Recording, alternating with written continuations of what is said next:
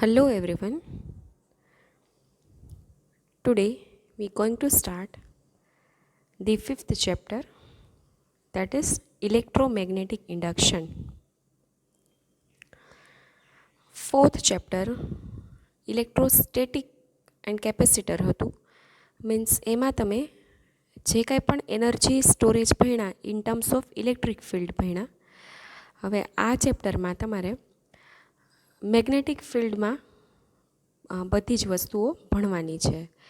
જ્યારે ઇલેક્ટ્રિક ફિલ્ડમાં કાર્ય થાય છે ત્યારે વપરાતું કમ્પોનન્ટ કેપેસિટર છે, પરંતુ જ્યારે મેગ્નેટિક ફિલ્ડમાં કાર્ય થાય છે ત્યારે વપરાતું કમ્પોનન્ટ ઇન્ડક્ટર છે. So in this chapter we are going to introduce the new component that is inductor. First ચેપ્ટરમાં આપણે રેઝિસ્ટર ભણ્યા, પછી ફોર્થમાં આપણે કેપેસિટર ભણ્યા અને ફિફ્થમાં આપણે ઇન્ડક્ટર ભણશું.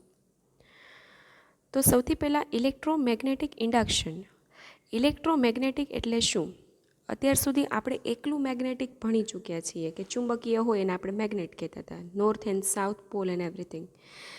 પરંતુ ઇલેક્ટ્રોમેગ્નેટ એટલે એવા ટાઈપના મેગ્નેટ કે જ્યાં સુધી તમે એમાંથી ઇલેક્ટ્રિસિટી પાસ કરો છો, જ્યાં સુધી તમે તેમાંથી વિદ્યુત પ્રવાહ પાસ કરો છો તો તેનું ચુંબકત્વ જળવાઈ રહે છે, પરંતુ એક વખત એ કમ્પ્લીટ કરી નાખો છો, એને ઇલેક્ટ્રિસિટી આપવાનું બંધ કરી દો છો તો એનું ઇલેક્ટ્રોમેગ્નેટિઝમ ખતમ થઈ જાય છે, ફિનિશ થઈ જાય છે. એને કહેવાય છે ઇલેક્ટ્રોમેગ્નેટિક. એટલે કે વિદ્યુત ચુંબક જ્યાં સુધી તમે એને ઇલેક્ટ્રિસિટી આપશો ત્યાં સુધી એનું ચુંબકત્વ મેગ્નેટિઝમ છે એઝ ઇટ ઇઝ રહેશે. બરાબર. એના પછી એ એક સિમ્પલ સ્ટફ જેવો, સિમ્પલ પદાર્થ જેવો થઈ જશે, એમાં કોઈ મેગ્નેટિઝમની પ્રોપર્ટી રહેશે નહીં. In the field of electrical and electronics, generally we are using electromagnets rather than magnets. કારણ કે ઇલેક્ટ્રોમેગ્નેટ્સનો કરંટ, વોલ્ટેજ, એનું મેગ્નેટિઝમ બધું ઇલેક્ટ્રિસિટીથી કંટ્રોલ કરી શકાય છે, જ્યારે સામાન્ય ચુંબક છે એનું મેગ્નેટિઝમ એ આપણે કંટ્રોલ કરી શકતા નથી. માટે મોસ્ટલી આપણે છે એ ઇલેક્ટ્રોમેગ્નેટ યુઝ કરીએ છીએ. તમને ખ્યાલ છે ઇન્ડક્શન એટલે ઇન્ડ્યુસ થવું, એટલે કે એકની પ્રેરણાથી બીજામાં કાંઈ ઇન્ડ્યુસ થાય, ઉત્પન્ન થાય તો એને ઇન્ડક્શન કહેવામાં આવે છે. તો અહીં આપણે ઇલેક્ટ્રોમેગ્નેટિક ઇન્ડક્શન જોઈએ એટલે કે એટલું સમજી શકીએ છીએ કે કંઈક વસ્તુ એકના લીધે બીજામાં ઉત્પન્ન થતી હશે. હવે તમે જાણો છો તેમ કોઈ પણ એક સિમ્પલ કોઇલ છે, એનું જે ફ્લક્સ છે, ફ્લક્સ મીન્સ એની ચુંબકીય ક્ષેત્ર રેખા, મેગ્નેટિક ફિલ્ડ લાઇન્સ. જ્યારે પણ ચુંબકીય ફિલ્ડ, મેગ્નેટિક ફિલ્ડ ઇન્ડ્યુસ થાય છે ત્યારે આપણે એને મેગ્નેટિક ફિલ્ડ લાઇન્સના કન્સેપ્ટમાં આપણે ઇમેજિન કરીએ છીએ. એ number of magnetic field lines છે એને ફ્લક્સ કહેવામાં આવે છે, જેને ફાઈથી આપણે દર્શાવીએ છીએ અને વેબરમાં, WB વેબરમાં આપણે એનું મેઝરમેન્ટ કરીએ છીએ. રાઈટ. આવું જ વસ્તુ જ્યારે ફોર્થ ચેપ્ટરમાં આપણે ભણતા હતા ત્યારે છે એ ચુંબકીય ક્ષેત્ર હતું, વિદ્યુત ક્ષેત્ર હતું. તો એમાં આ ફ્લક્સ છે એને સાઈથી દર્શાવતા હતા અને ત્યાં છે મેગ્નેટિક ફિલ્ડ લાઇન્સ નહીં આવે, ત્યાં ઇલેક્ટ્રિક ફિલ્ડ લાઇન્સ આપણે જોતા હતા. જેટલી આ નંબર ઓફ લાઇન્સ વધારે અને જેટલી એકબીજાની નજીક તેટલું તમારું ફિલ્ડ સ્ટ્રોંગ થશે.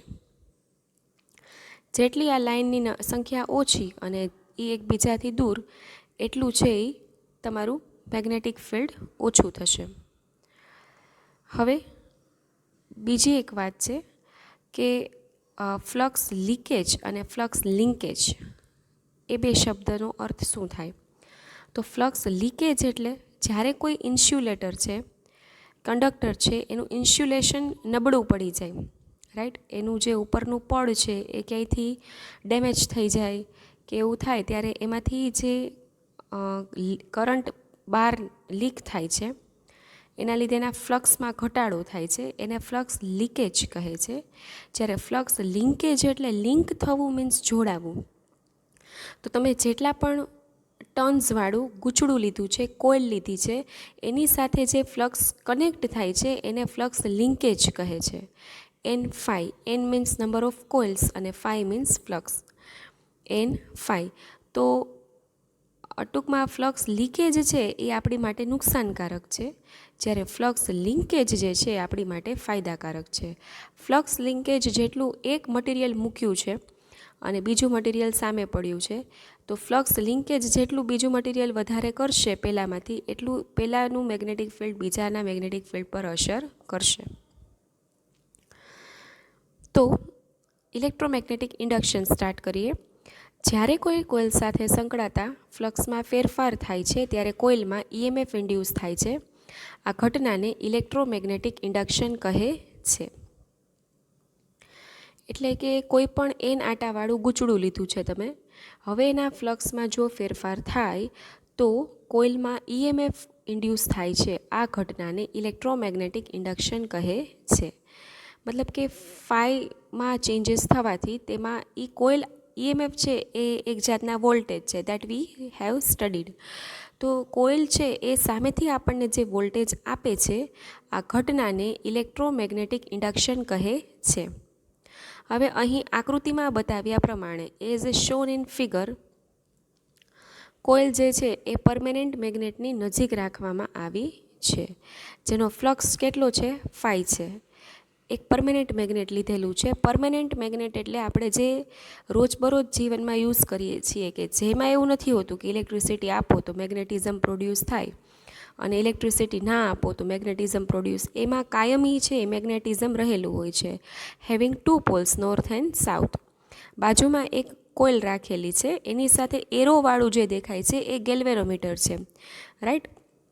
એટલે ગેલ્વેનોમીટરનું આવર્તન પરથી આપણને ખ્યાલ આવશે કે એમાં વોલ્ટેજ ઇન્ડ્યુસ થાય છે કે નહીં. હવે આ બંને કોઇલ અને મેગ્નેટ એ બંનેને એકબીજાની નજીક રાખવામાં આવેલ છે. જ્યારે આપણે મેગ્નેટને કોઇલથી ઝડપથી દૂર લઈ જઈએ છીએ, ત્યારે કોઇલ સાથે સંકળાતો ફ્લક્સ ઝીરો થાય છે. જે મેગ્નેટ છે એને કોઇલથી ઝડપથી દૂર લઈ જઈએ છીએ, રાઈટ. ત્યારે કોઇલ સાથે સંકળાતો જે ફ્લક્સ છે એ ઝીરો થાય છે. આથી કોઇલમાં EMF ઇન્ડ્યુસ થાય છે. જ્યાં સુધી ફ્લક્સમાં ફેરફાર ચાલુ હોય ત્યાં સુધી જ EMF ઇન્ડ્યુસ થાય છે. ફેરફારનો દર વધારે હોય તો વધારે EMF ઇન્ડ્યુસ થાય છે. એટલે કે જેટલું તમે ફ્લક્સમાં ફેરફાર કરશો એટલું જ EMF મળશે. એક વખત જો એને સ્થિર મૂકી દેશો, રાઈટ, એમાં કોઈ પણ જાતના ફ્લક્સમાં જે ફેરફાર નહીં થાય તો કોઈ પણ જાતના વોલ્ટેજ આપણને પણ સામે મળશે નહીં. જેટલું ફ્લક્સ ચેન્જીસ વધારે, ફ્લક્સ જેટલું વધારે વેરી થશે તેટલું આપણને EMF વધારે મળશે. જો બંનેને સ્થિર રાખી દેશું તો આપણને કોઈ પણ જાતની EMF મળશે નહીં. એટલે કે ઇન્ડ્યુસ થતું EMF એ શૂન્ય થશે, ઝીરો થશે.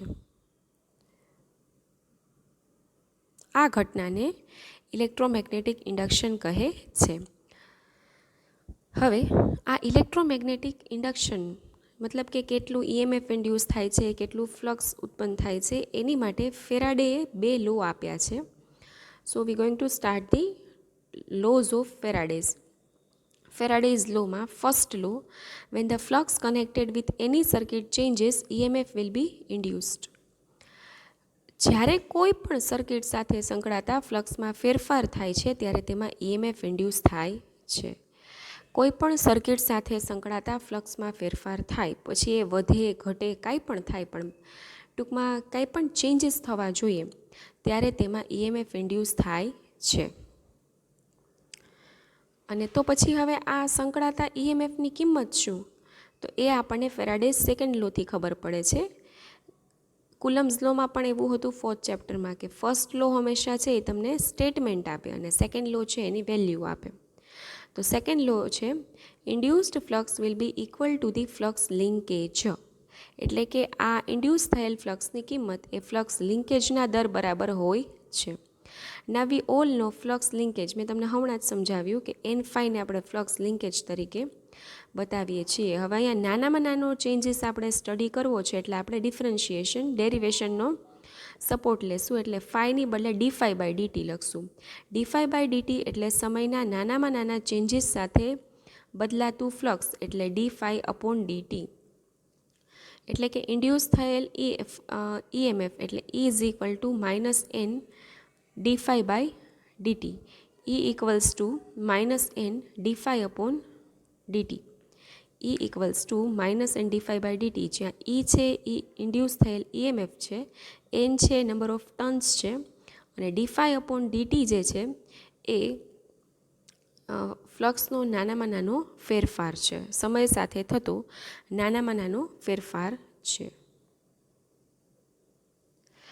હવે આ ઉત્પન્ન થતા EMFની જે મતલબ કિંમત છે, એની દિશા છે, એની ડાયરેક્શન છે એ કેટલી છે. વેલ્યુ આપણને ફેરાડેઝ લોએ આપી, that is N d phi by dt, પરંતુ લેન્ઝ લો છે એ આપણને એની ડાયરેક્શન આપશે, દિશા આપશે, રાઈટ.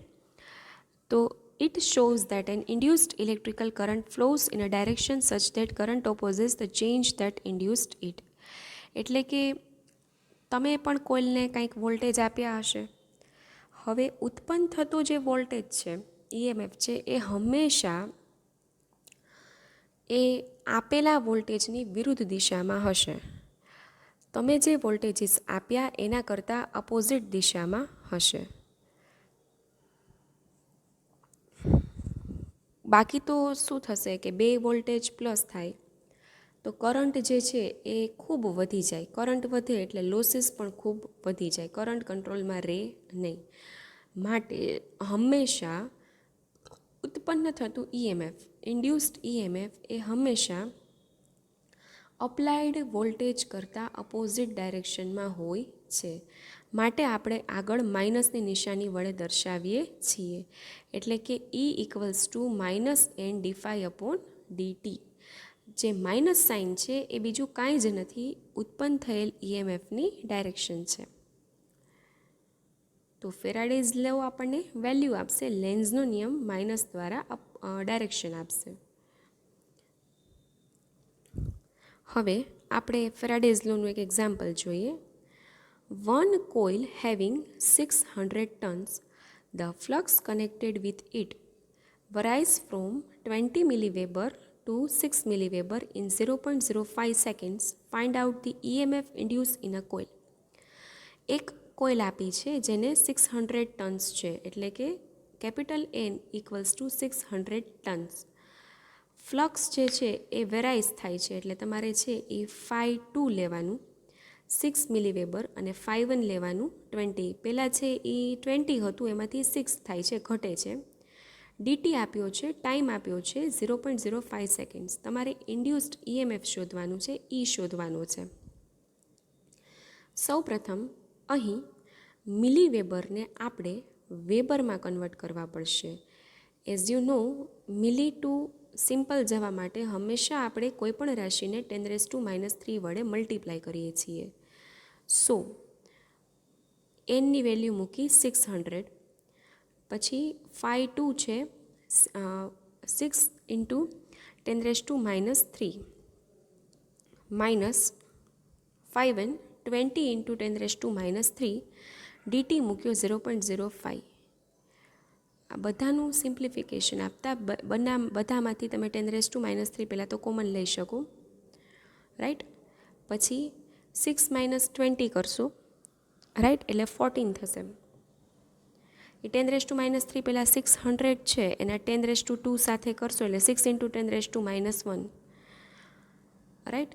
અને છે એ તમે અંદરથી જે જવાબ આવશે એ માઇનસ આવશે. આપણા ઇક્વેશનમાં માઇનસ છે એટલે માઇનસ માઇનસ પ્લસ થઈ જશે, એટલે તમને ટોટલ EMF મળી જશે 168 વોલ્ટ, રાઈટ. અહીં માઇનસની નિશાની, અહીં તો માઇનસ માઇનસ પ્લસ થઈ ગયું, પણ કોઈ સંજોગોમાં ન થતું હોય તો આન્સરમાં માઇનસ બતાવવાની એટલા માટે જરૂર નથી કે માઇનસ છે એ માત્ર ઇન્ડ્યુસ્ડ EMFની ડાયરેક્શન બતાવે છે. So this is all about electromagnetic induction, right, કે તમે ઇલેક્ટ્રિસિટીનો યુઝ કરી અને કઈ રીતે EMF ઇન્ડ્યુસ કરી શકો છો. હવે આના ઘણા બધા વેઝ છે. સ્ટેટિક છે, ડાયનામિક છે, મતલબ સ્થિર રાખીને ગતિમાં લાવીને, that we will study in the next lecture.